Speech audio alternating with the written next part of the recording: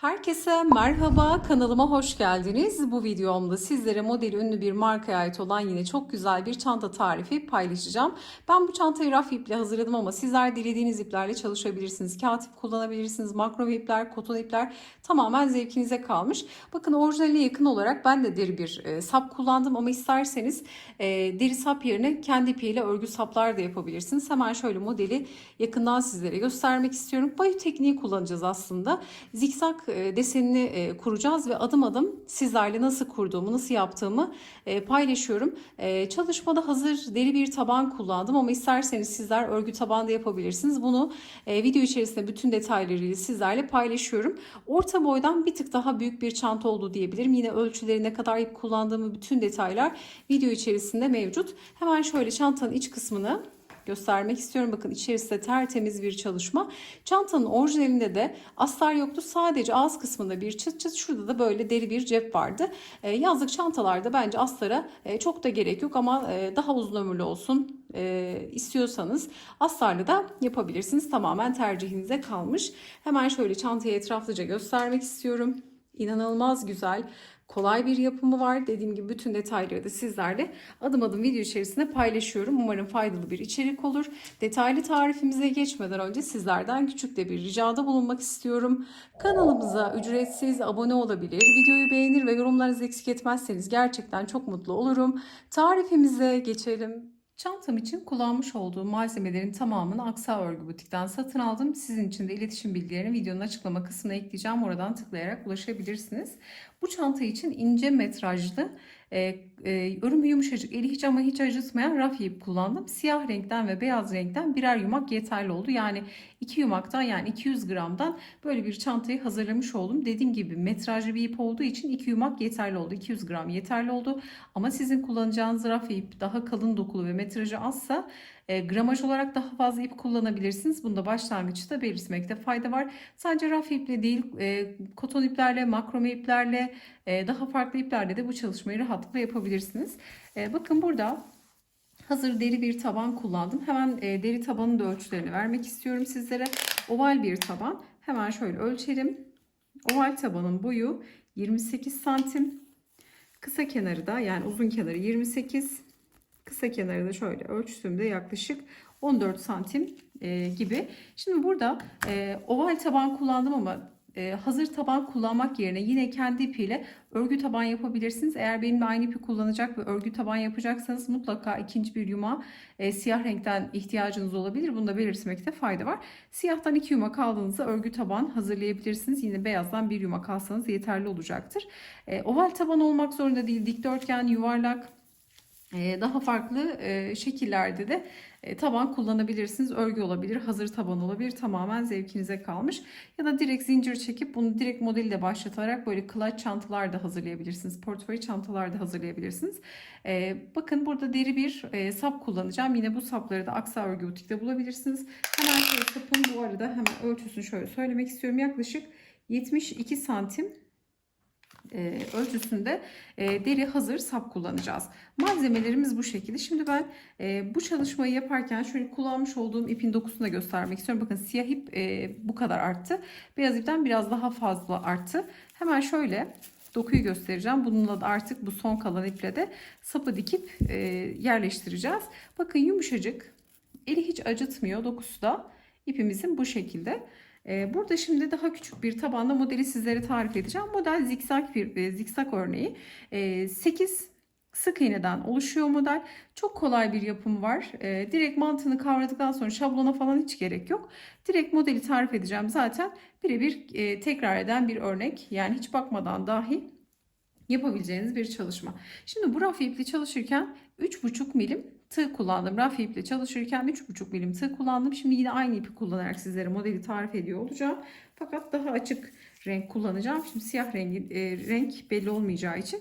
Dediğim gibi böyle oval bir taban kullandım. Şimdi modeli tarif edeceğim için 8'in katı şeklinde sık iğneye ihtiyacımız var. Sizler örgü taban yaptığınızda da en son sırayı saydığınızda 8'e bölünür bir sayı olması lazım.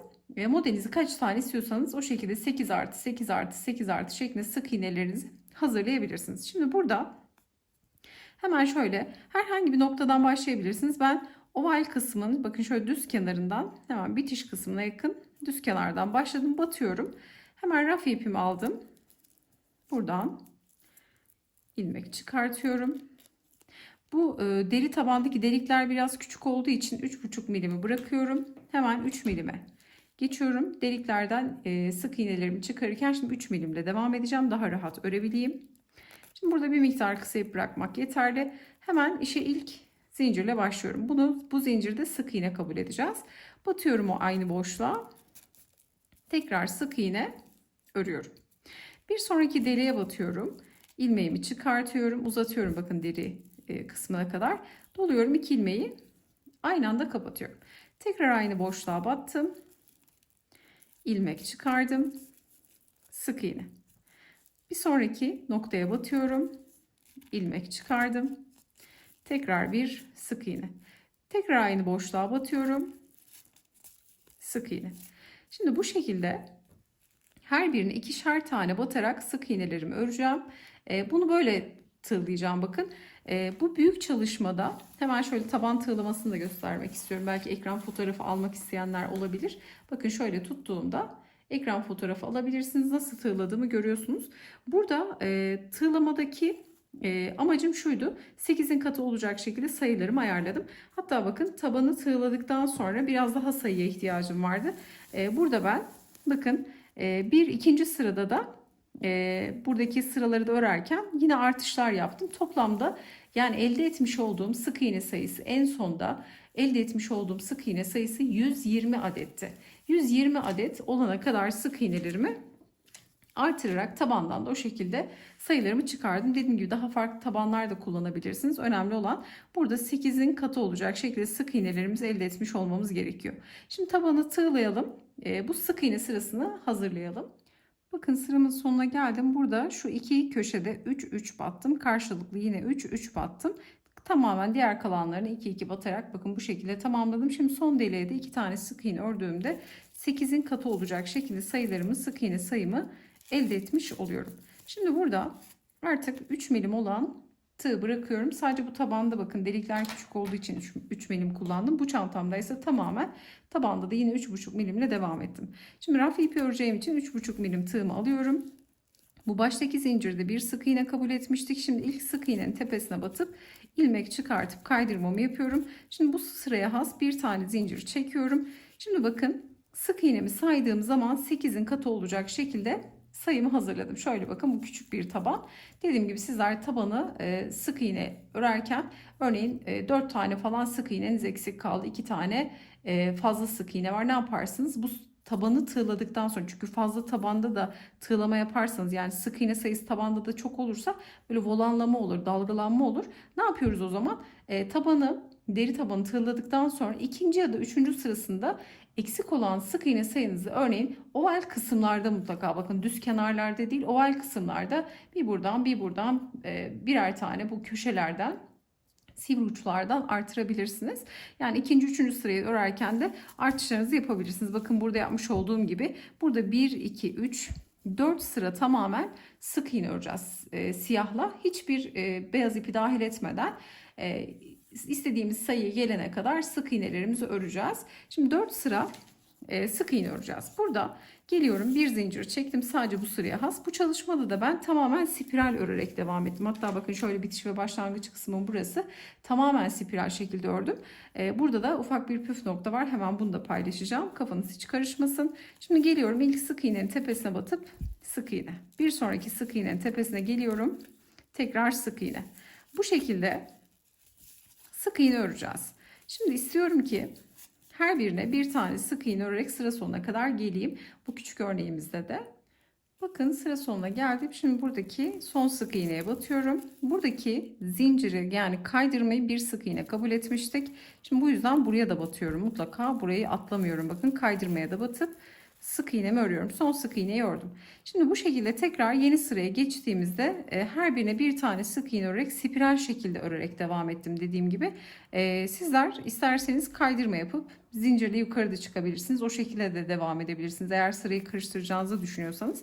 Model zaten zikzak dediğimiz çok kolay bir örnek. Şimdi burada Artık modeli kuralım. Bir sıra sık iğne örmek yeterli olsun bizim için. Buradaki büyük çalışmada 4 sıra siyahla diğer beyaz rengi katmadan 4 sıra boyunca sık iğnemi ördüm. Şimdi geliyorum.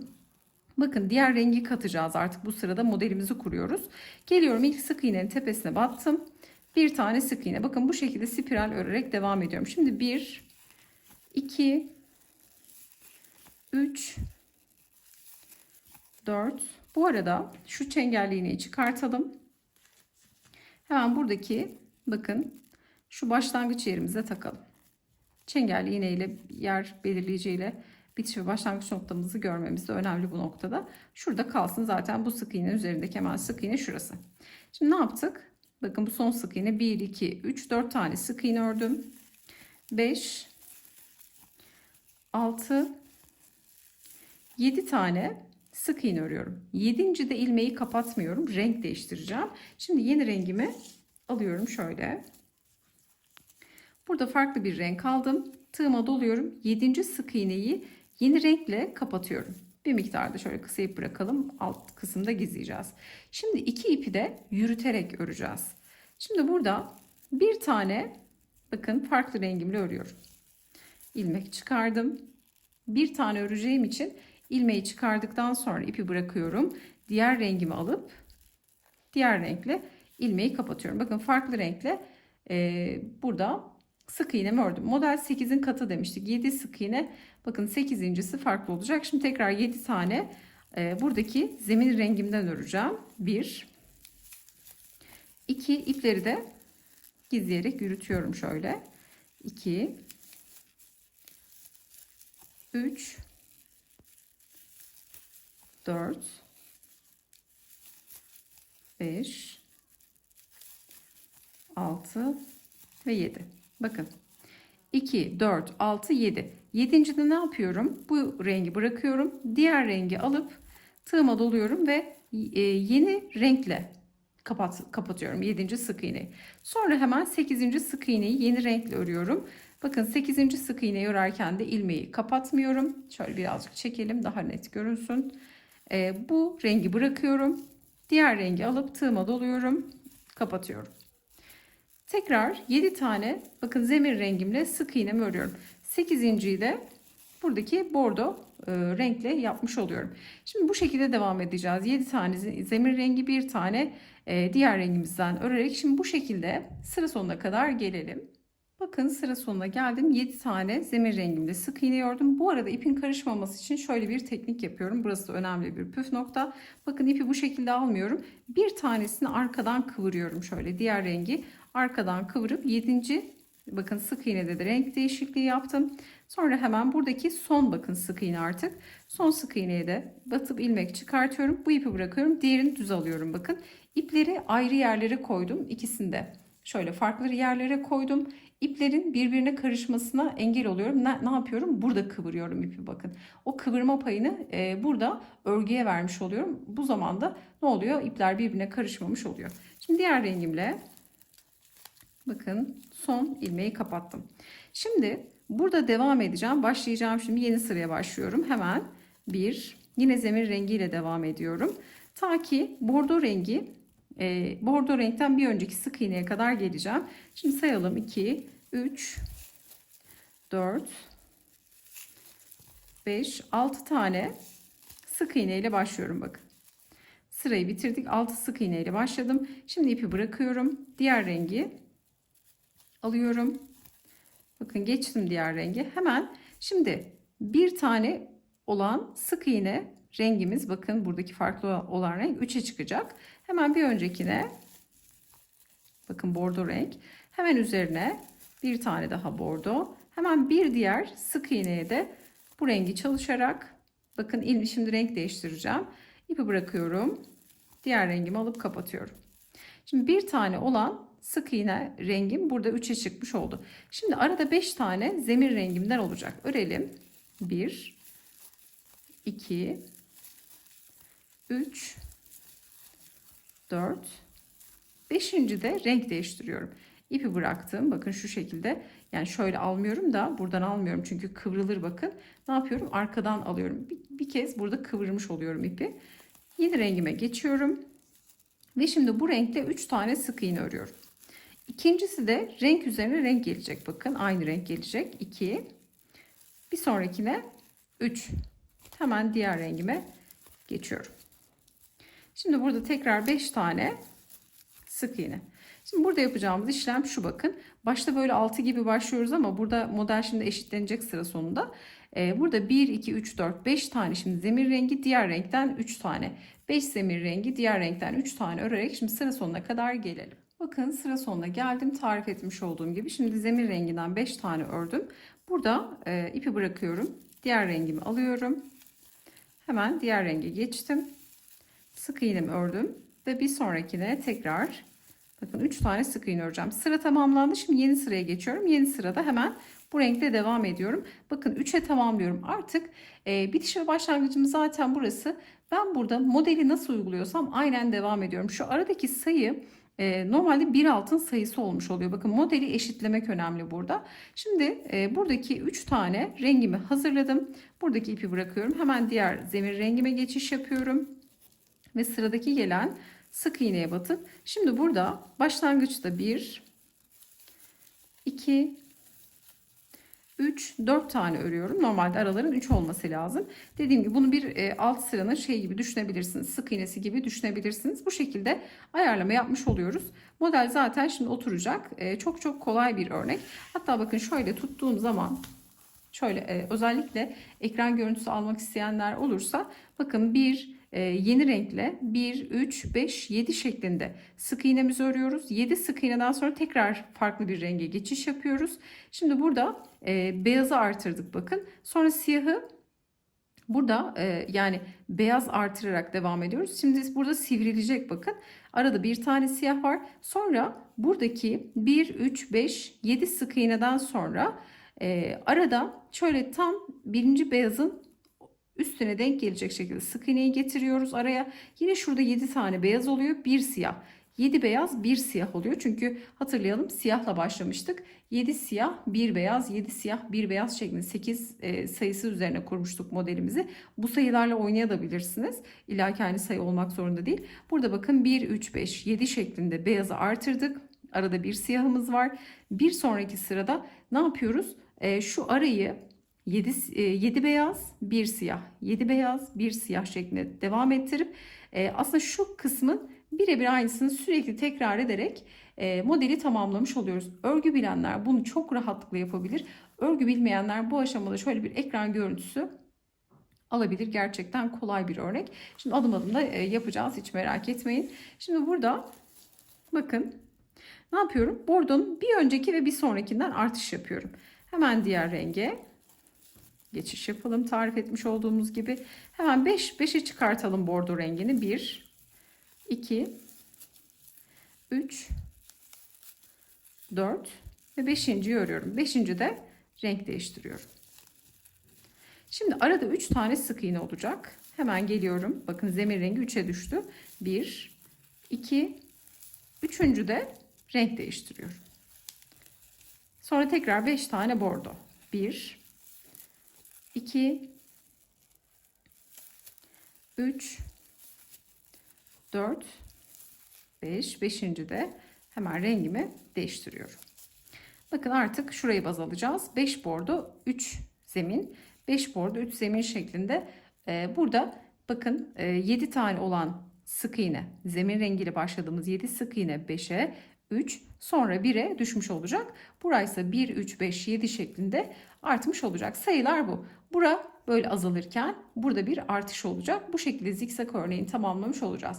Şimdi tarif ettiğim gibi 3, 5, 3, 5 devam edip sıra sonuna kadar gelelim. Bakın sıra sonundayım. 3 tane zemir rengimi ördüm. İpimi bırakıyorum. Diğer rengimi aldım. Hemen burada 5 tane örüyorum. 1, 2, 3, 4 ve 5.'yi örüp diğer rengime geçiyorum. 5. de bakın sıra tamamlandı. Şurayı takip ediyorum bakın. Burada şu aradaki Burada sayıyı saydığınız zaman bir fazla gibi geliyor ama öyle değil. Sıra bitiş ve başlangıcı olduğu için bu şekilde görünecek. Bunu spiral ördüğümüz için bu şekilde. Ama eğer kaydırma yaparsanız sayılar tam eşit gelmiş olur. Ama dediğim gibi burada ben bir kaydırma yani zincirli çıkış noktasını görmek istemiyorum. Çünkü baktığınız zaman bitiş ve başlangıç, bakın şu kısım bizim bitiş ve başlangıcımız tamamen aynı. Hiçbir farklılık yok. O yüzden göze de hiç bozuk gelmiyor.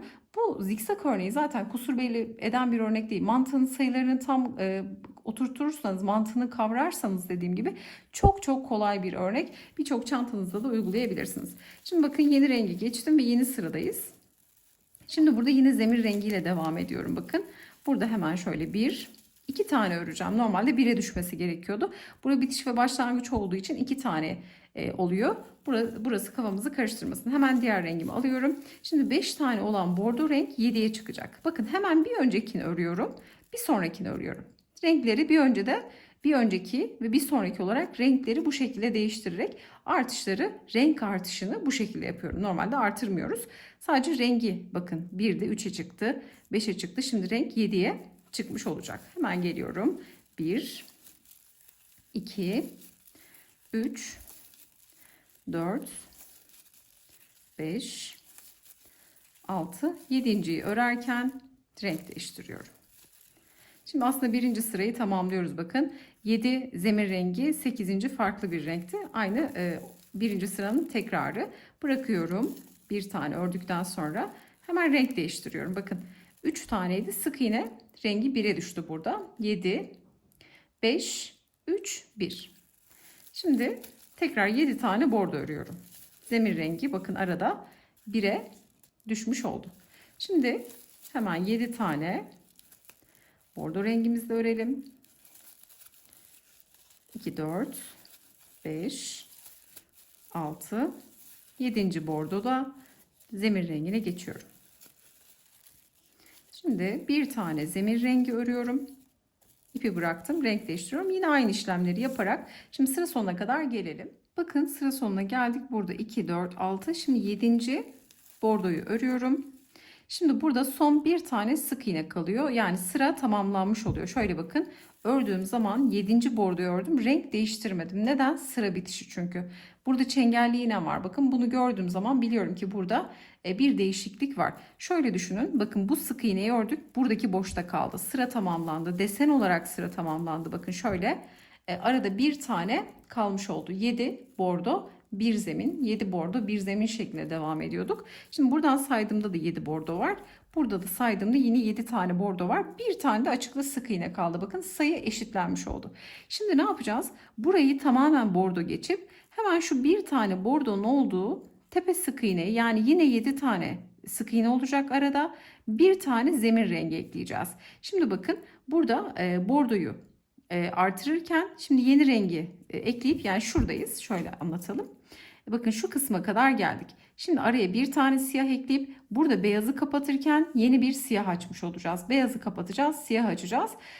Burada siyahı açarken tekrar beyaz ekleyip beyazı açacağız, siyahı kapatmış olacağız. Bu şekilde bir açılıp bir kapanarak zikzak örneği kendini tekrar etmiş olacak. Şimdi burada yalnız şuna dikkat edin. 7 tane bordoyu yaptıktan sonra hemen bir sonraki desenin bu aşağıda kalan bir tane sık iğnenin üzerindeki sık iğneleri takip ettiğiniz zaman şuraya gelecek bakın. Şurayı takip ediyorum. Buraya denk gelecek. Zemin rengi bunun için 1, 2, 3, 4 tane hemen bordo öreceğim başlangıçta. Bakın burada normalde sık iğne başlangıcımız burasıydı.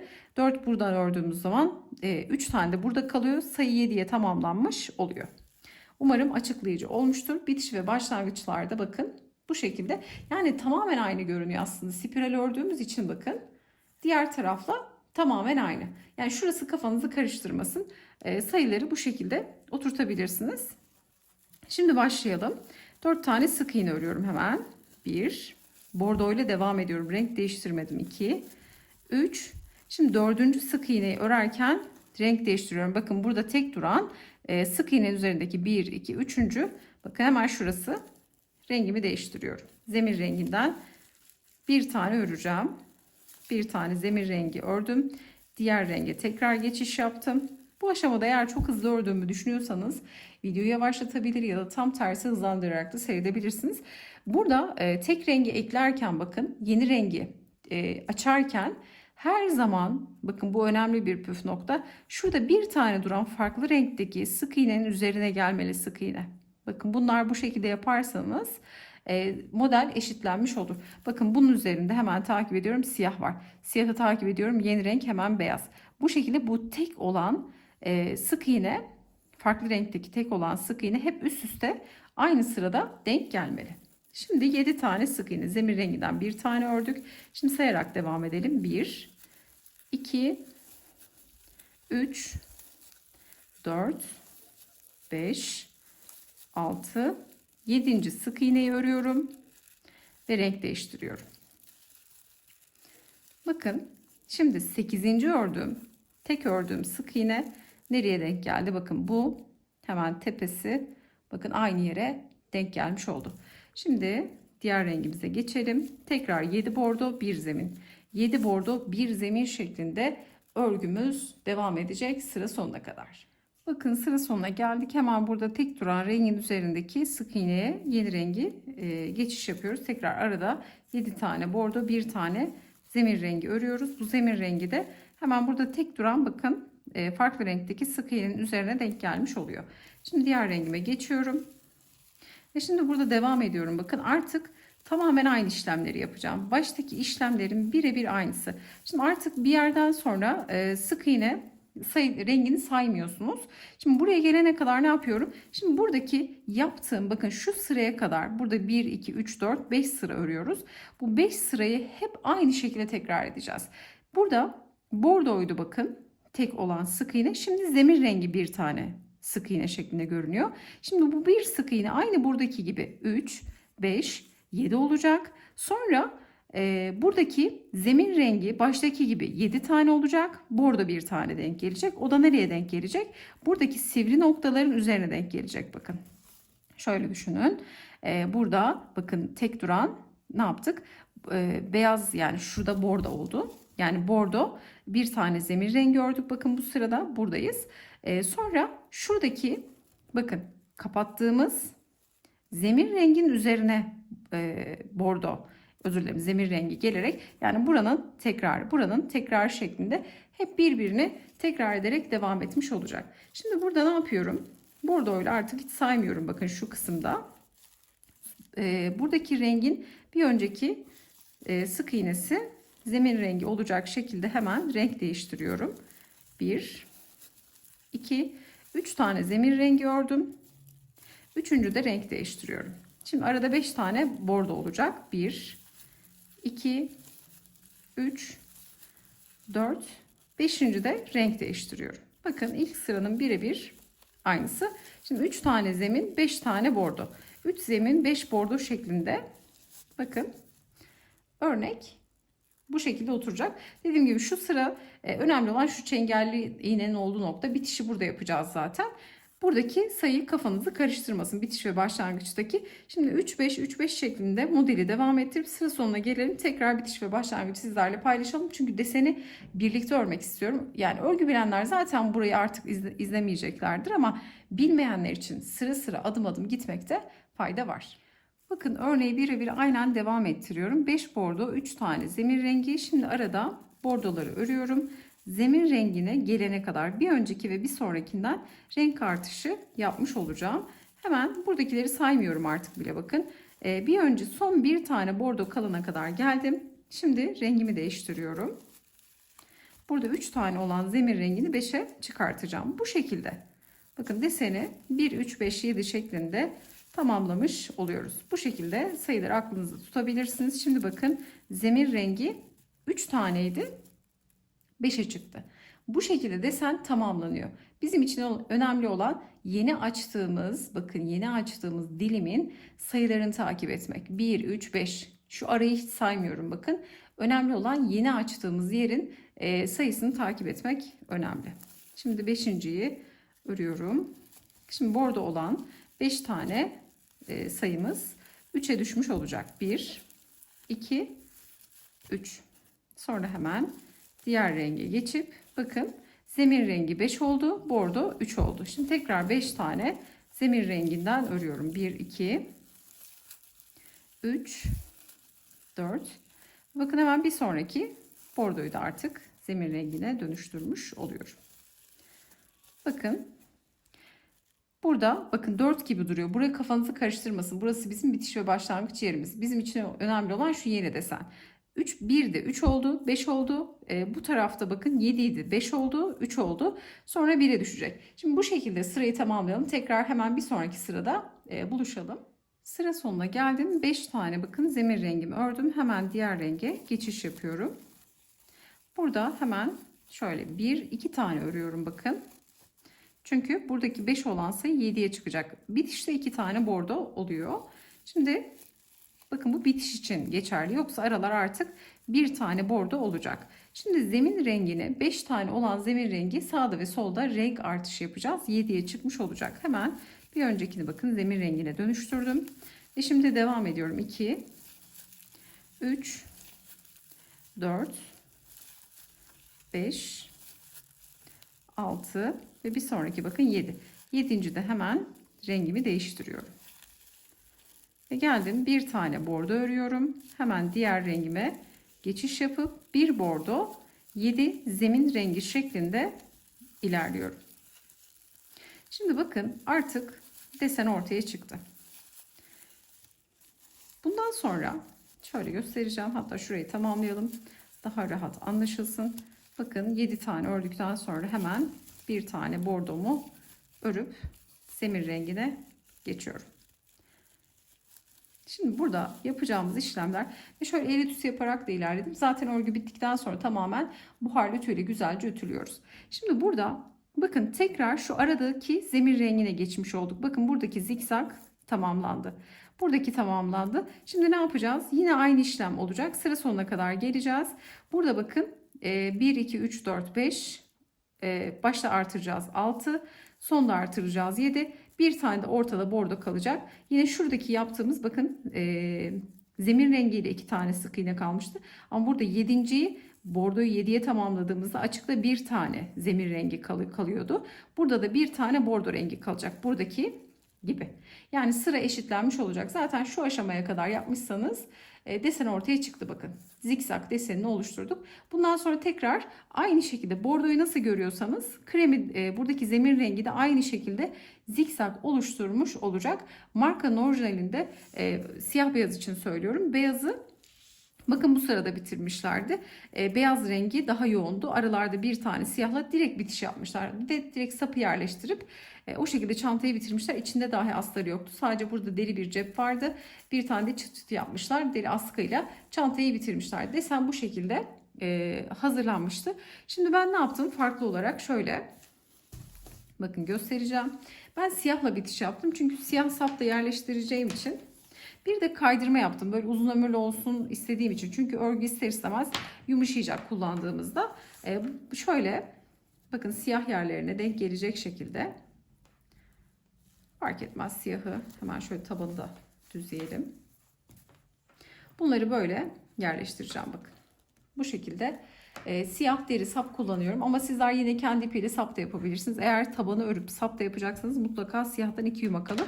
Bu çanta için her renk için 1 yumak yeterli oldu. Yani 2 yumak 200 gram yeterli oldu. Hatta beyazdan birazcık ipim arttı ama siyah tam yetti diyebilirim. Şimdi bakın desen artık umarım anlaşılmıştır. Buradaki 7 tane sayısı şimdi sonra yapacağımız işlemler birebir tarif etmiş olduğum gibi tekrar edecek. Sonra ne yaptım? Sıra sonuna geldiğimde de hemen şöyle kabaca gösterecek olursam siyah rengini bakın burada beyazı bitirdikten sonra siyah rengiyle bir sıra hiç beyaz dahil etmeden beyaz ipi kestim. Bir sıra tamamen siyah ördüm. Bakın ben bu şekilde bitiş yaptım. Markanın orijinalinde 7 siyah 1 beyaz 7 siyah 1 beyaz özür dilerim tam tersi 7 beyaz 1 siyah 7 beyaz 1 siyah şeklinde sırayı direkt bitirmişler dediğim gibi. Ama ben bir sıra tamamen sık iğne ördüm ve bir sırada kaydırma yaptım. Son ördüğüm sıradaysa sadece siyahla geçiş yaptım. O da tabanla uyumlu olsun diye bence böyle daha güzel oldu. Tabii ki tercihe kalmış. İpiniz biterse direkt orada da bitirebilirsiniz. Bir de istediğiniz ölçüyle de alakalı. Şimdi santim olarak ölçü de söylemek istiyorum. Tabanın şöyle örgüyle beraber genişliğini söyleyecek olursam yaklaşık şöyle tuttuğumda 32 santime yakın bir genişliği var tabanın. Eni de örgüyle beraber bakın söyleyecek olursam, çünkü burada bir artışımız var. 16 santime yakın bir genişleme oluyor tabanda. Çantanın boyunu da söyleyecek olursam, çantanın boyu da tam şöyle 30-31 santim aralığında. Burada beyazı bakın, deseni, beyaz zikzak desenini 1, 2, 3, 4 adet olacak şekilde tamamladım. Çünkü artık siyah ipim bitmişti. Zaten ölçüde gayet ideal. Orta boy bir çanta oluyor. Ya isterseniz plaj çantası olarak da kullanabilirsiniz ama daha büyük yapmak istiyorsanız mutlaka daha büyük tabanlar tercih edin ya da örgü tabanlar yapın. Çantayı daha büyük, daha küçük de yapabilirsiniz. Mantığını kavramak burada önemliydi. Umarım açıklayıcı olmuştur zikzak desenimiz. Sadece hemen şurada bir kaydırmayı göstermek istiyorum. Sıra sonuna geldiğimizde de buradaki son sık iğneyi de ördükten sonra şöyle ne yapıyorum? Hemen geliyorum sık iğnenin tepesine, ilmek çıkarıp kaydırma yapıyorum. Bir sonraki sık iğneye batıyorum, ilmek çıkardım, bekleyen ilmeğimden kaydırıyorum. Batıyorum sık iğneye, ilmek çıkardım, kaydırma. Bu kaydırmayı niye yapıyorum?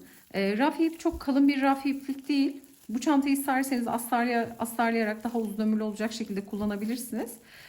Burada bakın böyle kaydırmalar yaparak burayı daha kalın ve tok hale getirdim. Çünkü kullandığımızda böyle dışa doğru açılmasın, daha sağlam, dik dursun diye, kalıp gibi dursun diye bu kaydırma işlemini yaptım. Sıra sonunda da ipimi kopartıp çalışmamı bitirmiş oldum. Bakın bu renk de gerçekten çok güzel oldu. Ben markanın orijinalinde olduğu için siyah beyaz çalıştım. Seviyorum zaten siyah beyaz ama daha farklı, bakın bu bordo ve kağıt rengiyle de gerçekten çok güzel bir görüntü çıktı ortaya. Bakar mısınız? Bu rengi de çok sevdim. Farklı renklerle istediğiniz iki rengi bir araya getirerek yapabilirsiniz ya da rengarenk de çalışabilirsiniz. Her bir zikzak desenini farklı renkte de yapabilirsiniz. Rengarenk de çalışabilirsiniz. Tamamen zevkinize kalmış. Şimdi bu aşamada şöyle sapı nasıl yerleştiriyorum? Bunu göstermek istiyorum. Sapımı bakın yerleştirmek için 2.20 milim tığ kullanacağım ve yine siyah rafya kullanacağım. Şöyle öncelikle bir zincirle bir ilmek oluşturuyorum. Bir miktar da ip bırakıyorum ki sonradan gizleyeceğiz. Şimdi bakın burada delikler var. Sapın kendi delikleri var. Ama ben yine de tığla bir sefer böyle delikleri genişletiyorum ki hem ip geçeceği için rahat yapalım. Etamin iğnesiyle de yerleştirebilirsiniz ama ben tığla bana daha kolay geliyor. Tığla kaydırmalar yaparak birleştirmiş olacağım. Şimdi şöyle birleştireceğim noktayı belirgin hale getiriyorum. Şöyle bakın ortalayacağım.